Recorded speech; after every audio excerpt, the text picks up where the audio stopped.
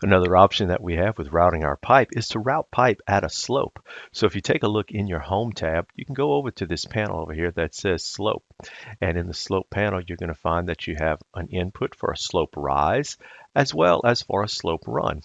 So what I'm going to do is I'm going to go ahead, I'm going to go into the Rise panel, and I'm going to say that I would like this to go up 1 foot, 12 inches. And then I'm going to put this over a run of 20 feet.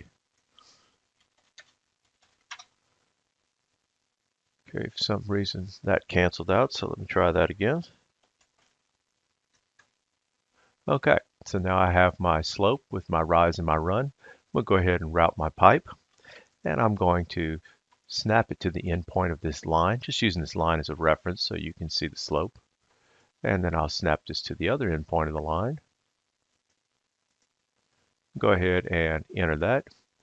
And then whenever we take a front view of this pipe, you're going to see that it does have the slope of a foot over 20 feet.